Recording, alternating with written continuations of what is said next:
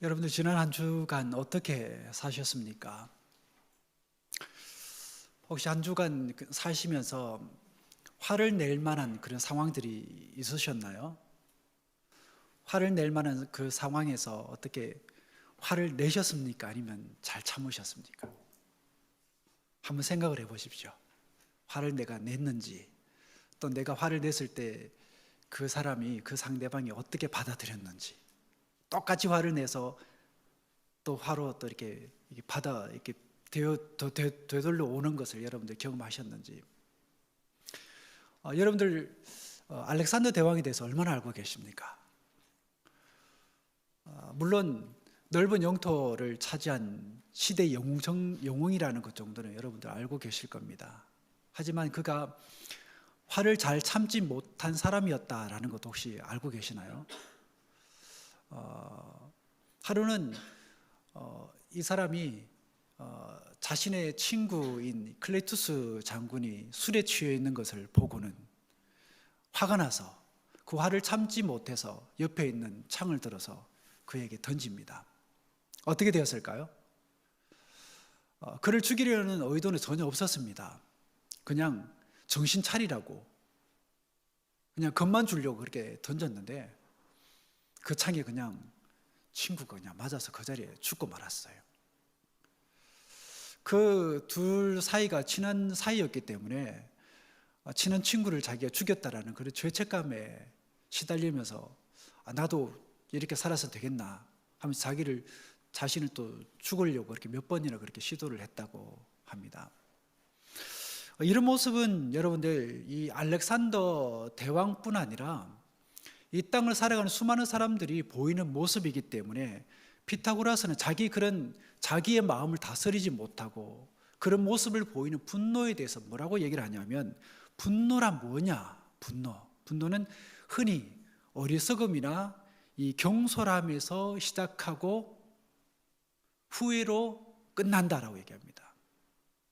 그러니까 이 분노는 여러분들 아무짝에도 내게도 유익이 안 되고 상대편에도 유익이 안 되고 나중에 가서는 왜 그랬을까라는 그렇게 후회로 끝나는 게 분노라는 거예요. 오늘 본문에도 보면 여러분들 이와 같은 범죄에 속한 한 사람이 등장을 합니다. 그게 누굴까요? 이 가인입니다. 이 가인은 자기 마음속에 일어나는 이 불일 듯 일어나는 그 분노를 참지 못하고 누구를 죽이죠? 동생 아벨을 쳐 죽입니다. 자, 그렇다면 그 분노의 원인이 무엇이었을까요? 가인으로 하여금 분노를 참지 못하고 동생을 죽이게 만든 그 원인이 무엇입니까? 그건 바로 하나님이 하나님으로부터 인정받지 못했다라는 겁니다. 하나님이 나를 인정해주지 않았구나 하는 그 감정 때문인 거예요. 아담과 하와가 에덴 동산에서 쫓겨난 후에 이 둘 사이에서 두 명의 아들이 태어납니다.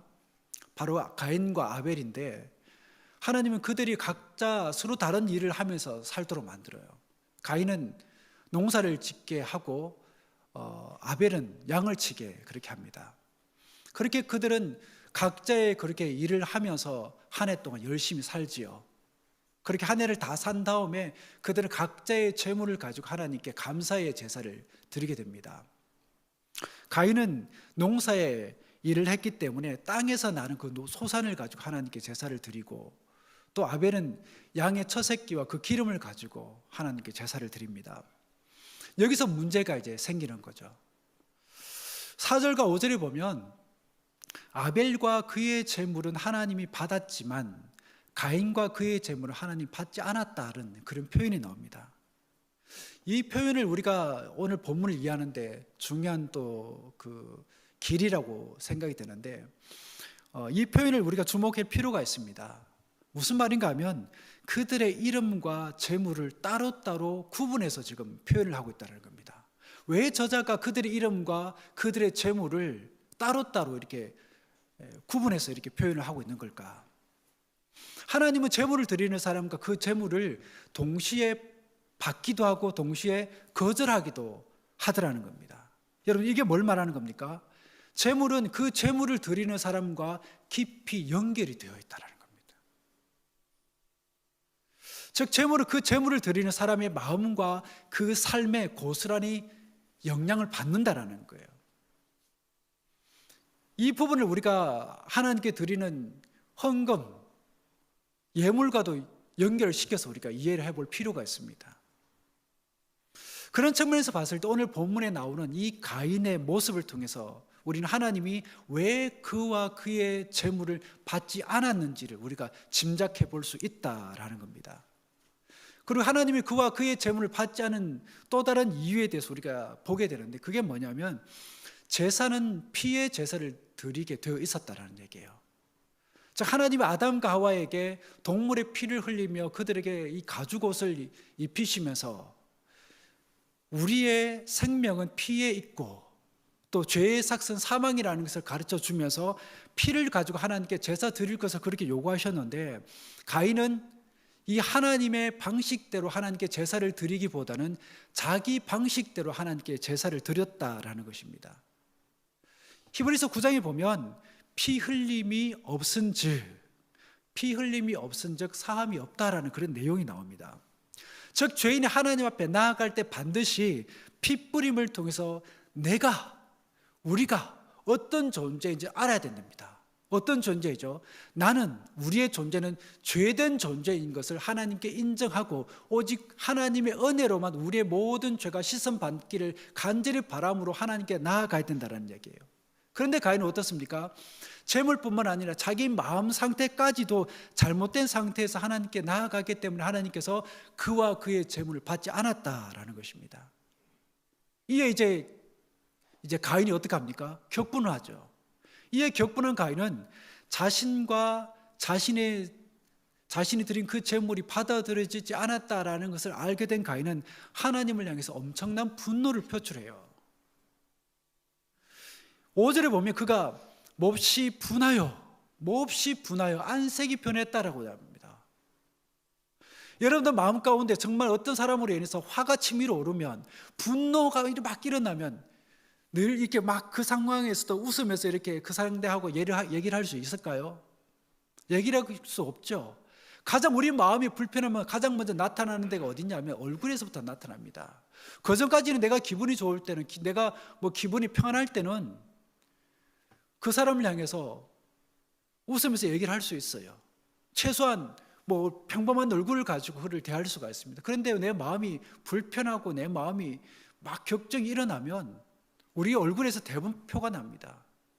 얼굴이 눈빛이 날카로워지고 얼굴이 일그러지고 그렇게 되어져 있어요. 지금 성경이 저자가 얘기하고 있는 것은 이 가인의 그 격정의 마음이 하나님을 향해서 그랬다라는 겁니다. 자신과 자신이 드린 재물이 인정받지 못하고 또 받아들이지 않아서 그 하나님을 향해서 그는 불만을 품고 이렇게 엄청난 분노를 표출하고 있는 거예요. 그동안 자신이 어떻게 살았는지, 이 땅에 자신이 어떻게 존재했는지는 전혀 생각하지 않고 그저 나와 내 것이 인정받지 못했고 받아들이지 않았다라는 그 불쾌한 감정만을 가지고 자신에게 이러한 처분을 내린 하나님을 향해서 강한 불만과 분노를 표출했던 겁니다. 그러는 동생에게 강한 질투심, 강한 시기를 하죠. 왜요? 자신과 자신의 것을 받아주지 않은 하나님이 동생과 동생의 것을 받아주었기 때문입니다. 이런 가인의 모습을 하나님이 보시고는 그에게 권면과 경고를 하지요. 즉 가인이 분노를 폭발시키려는 그 상황을 아시고는 하나님이 그에게 찾아와서 그의 마음을 다스리라고 권면을 합니다.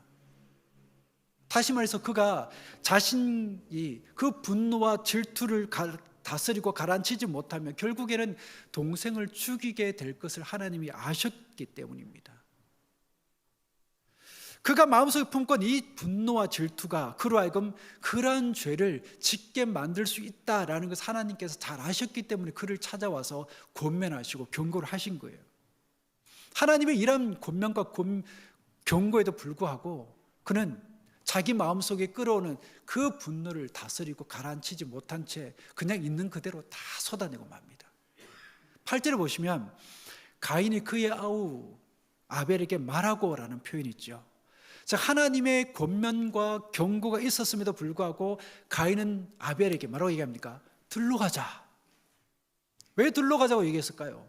아무도 없는 가운데서 나의 이 분노를 표출해내야 되겠다. 어떻게 해요? 죽이는 것으로. 그래서 그 들러 가서는 자기 동생을 해치게 되는 겁니다. 가인은 이렇게 자기 분노를 참지 못하고, 즉 하나님의 말씀이 그에게 주어졌음에도 불구하고 자기가 하고 싶은 대로 그냥 다 해버린 겁니다. 이렇게 해서 이 땅에 첫 살인이 벌어지게 된 겁니다. 즉 참지 못한 분노로 인해서 형이 동생을 죽이는 이런 끔찍한 일이 발생하고 말았다라는 것입니다. 이 사건은 비록 한 사람의 그 사건이긴 하지만 오늘날 아담과 가인의 후손인 우리의 삶에, 그리고 우리의 인격에 도사리고 있고, 또 어떤 상황만 되면 그런 것들이 언제든지 폭발이 일어날 수 있다는 겁니다. 그러게 우리는 신앙생활을 하는 가운데서 늘 이 분노라는 문제와 씨름하며 그렇게 살아가요. 그러게 우리는 우리를 하여금 분노를 일으키게 하는 우리의 옛 자아를 우리 속에서 내몰아야 됩니다.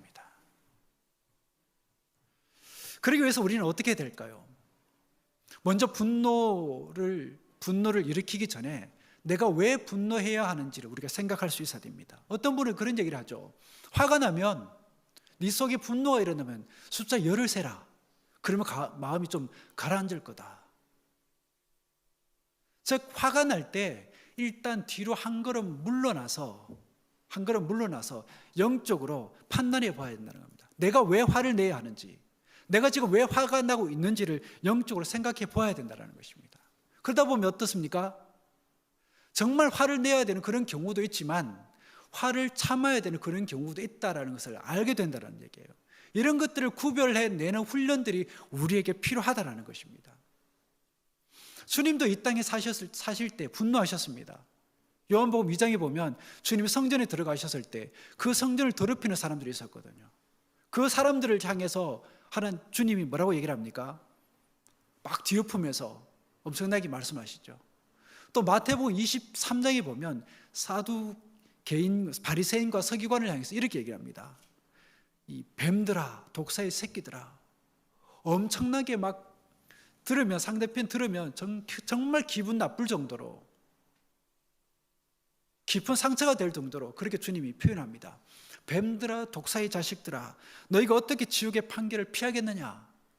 너희들은 지옥의 판결을 피하지 못할 것이다. 너희들은 지옥에 갈 것이다 라고 주님께서 그렇게 독설을 날리는 거예요. 오죽했으면 주님이 그들 향해서 이렇게 화를 내셨을까요?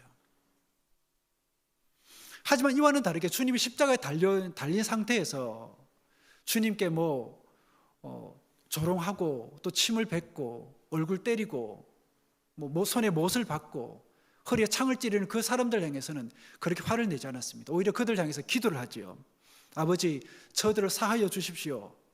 자기들이 하는 것을 알지 못합니다. 즉 주님은 거룩한 분노를 표출하기도 하셨지만 동시에 그들 향해서 긍휼의 마음으로 기도도 하셨다는 것입니다. 저도 그런 경험들이 있지만 여러분들도 그런 경험들이 있을 거예요. 즉 화를 내고 난 다음에 생각해 보니 그때 내가 왜 못 참았지? 참았더라면 좋았을 텐데. 그래서 자기 그때 화를 낸 것에 대해서 우리가 후회했던 그런 시간들이 있더라는 것입니다. 여러분들 지난 한 주간 어떻게 사셨습니까? 이 부분에 있어서 아무 흠도 없으십니까? 주님 앞에서는 아무 화도 내지 않았습니다. 상대편이 나를 감정을 막 이렇게 끌고 그런 상황에서 저는 화를 내지 않았습니다. 참았습니다. 축복합니다. 그런 분들 축복합니다. 하지만 우리에게 주어진 이 한 주간의 삶 속에서 또 어떤 상황들, 어떤 사람을 만나고 어떤 이야기들 오가갈지 몰라요. 여러분들 그 상황 속에서도 정말 화를 내기보다는 화를 다스릴 줄 아는 여러분 모두가 되시길 축복합니다. 그렇기 때문에 우리는 영적인 판단을 해야 됩니다. 과연 내가 화를 내는 것이 마땅한지, 아니면 내가 화를 참는 것이 마땅한지를 우리가 판단해 보아야 됩니다. 그게 안 되면, 그게 힘들면 숫자 10이라도 셀 줄 알아야 됩니다. 그러면 대충 판단이 있을 거예요. 아, 내가 정말 화를 내야 되는구나. 아니면 화를 참는 게 내게 이익이구나 라는 그런 판단이 있을 거예요. 이런 훈련을 우리는 아주 작은 일에서부터 시도를 해봐야 됩니다. 그래서 큰 일까지 그렇게 할 수 있는 능력과 습관을 우리에게서 길러내야 된다는 것입니다. 그렇게 하다 보면 그런 것들이 차곡차곡 쌓여서 우리의 삶이 되고 우리의 인격이 되고 우리의 성품이 된다는 사실입니다. 여러분들 한번 생각을 해보세요. 인격적으로 정말 훌륭한 사람들 있잖아요. 정말 부러운 사람들. 야, 정말 저 사람 대단하다. 어떻게 저렇게 선하게 살 수 있을까? 어떻게 저렇게 훌륭한 인격을 간직할 수 있을까?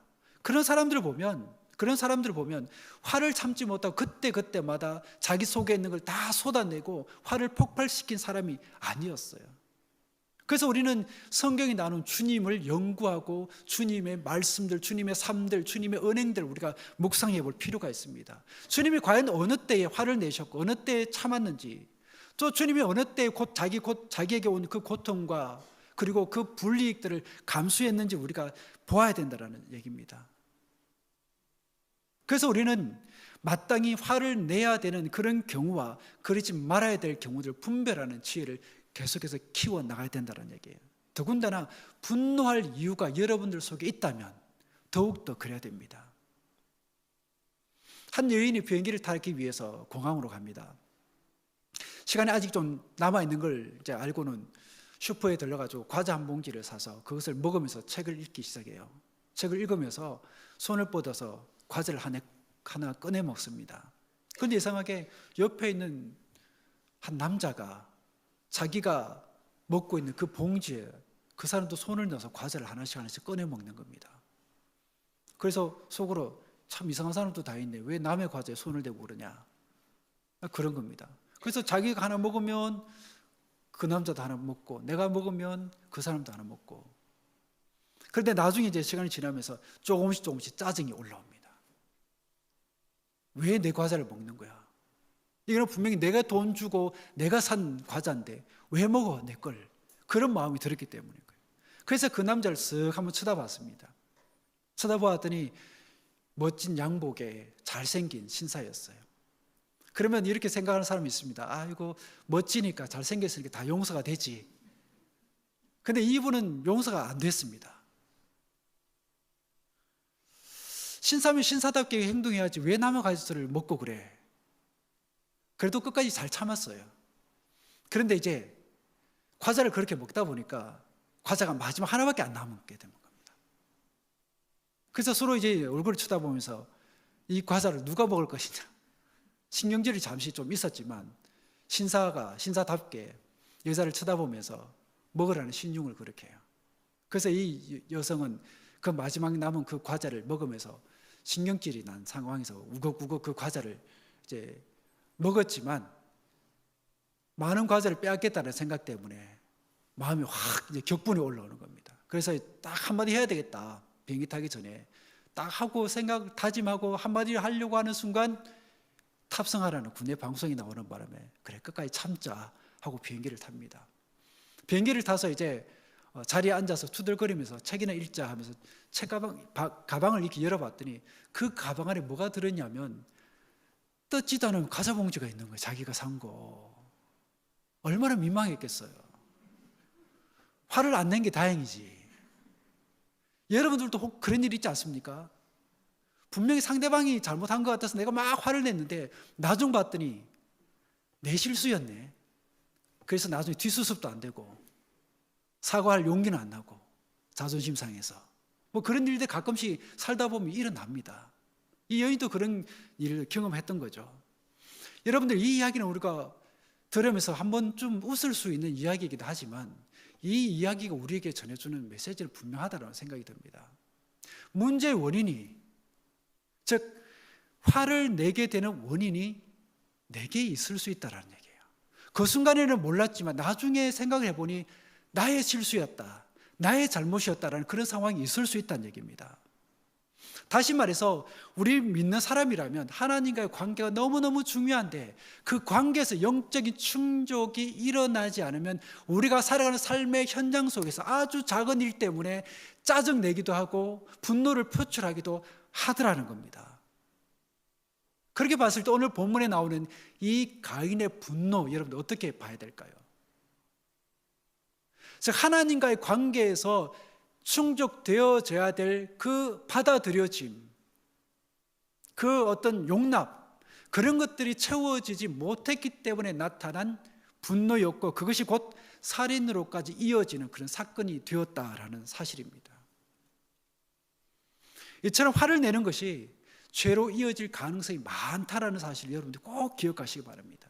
어떤 사람은 그런 얘기했죠. 나는 원래 분노가 많은 사람이어서 네가 좀 이해를 해.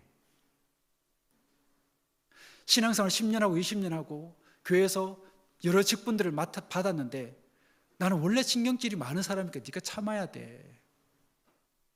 이게 맞는 말일까요? 하지만 그게 주님을 닮아가는 우리의 모습에 핑계거리는 될 수 없다라는 사실입니다. 주님은 마태복음 5장에서 이렇게 말씀하십니다. 나는 너희에게 이르노니 형제에게 노하는 자마다 심판을 받게 되고 형제를 대하여 나가라 하는 자는 공회에 잡혀가게 되고 미련한 놈이라 하는 자는 지옥불에 들어가게 되리라. 여러분들, 지금 주님이 하시는 이 말씀 속에 주님의 감정 상태를 읽을 수 있습니까? 주님은 화를 참지 못하는 것에 대해서 엄청나게 강력하게 지금 말씀을 하고 계신 거예요. 사실 이건 우리의 성품과도 깊이 관련이 있습니다. 즉 화를 참아야 하는 상황에서 참지 못하면 그것은 곧 우리의 습관이 되고 그 습관은 나아가서 우리의 추한 성품이 된다는 얘기예요. 그렇기 때문에 우리는 현재 나를 형성하고 있는 성품에 대해서 책임을 질 수 있어야 됩니다. 사람은 얘기를 하잖아요. 나이가 들면 들수록 자기 얼굴에 책임을 질 수 있어야 된다. 마찬가지입니다. 여러분들이 지금 가지고 있는 인격과 성품, 그건 하루아침에 만들어진 게 아니에요. 세월 속에서 내가 아무 생각 없이 했던 말들과 내가 아무 생각 없이 행동했던 행동들, 그런 것들이 쌓여서 우리의 성품이 되고 우리의 인격이 되어버린 겁니다. 우리의 말투가 되어버린 거예요. 그렇기 때문에 분노는 가능한 한 빨리 해소를 시켜야 됩니다. 에베소서 4장은 이렇게 얘기를 하죠. 분을 내어도 죄를 짓지 말며 해가 지도록 분을 품지 말고 마귀에게 틈을 주지 말라. 이 말은 화를 내어도 화를 폭발시키지 않을 수도 있고 또한 죄를 짓지 않을 수도 있다라는 얘기입니다. 물론 살다 보면 화가 나는 경우도 있죠. 분노가 끓어오르는 그런 경우들도 있습니다. 하지만 그 다음이 중요하다는 얘기입니다. 그 다음 우리가 어떤 태도를 취할 것인가 하는 게 중요하다는 얘기입니다. 즉 화를 계속해서 마음 가운데 품고 있을 것인가, 아니면 영적으로 판단해서 그것을 그 자리에 내려놓고 삭힌 후 발로 차버릴 것인가. 또한 해가 지도록 마음 가운데 그 분노를, 그 화를 품지 말라고 얘기합니다. 왜냐하면 아침에 화낼 만한 어떤 일이 있었는데 그것을 마음 가운데 꾹꾹 눌러가면서 꾹꾹 품고 있다가 그것을 부글부글 계속해서 끓게 되면 어떻습니까? 그 하루는 망치는 거예요. 그 하루를 공치는 겁니다. 여러분들 오늘 이 교회에 나오기 전에 어떠셨습니까? 부부간에 한번 얼굴 바라보면서 웃고 나오셨습니까? 좋은 얘기 한마디 하고 나오셨나요? 오늘 예배를 잘 드리기 위해서 여러분들 마음으로 그렇게 준비하면서 나오셨나요?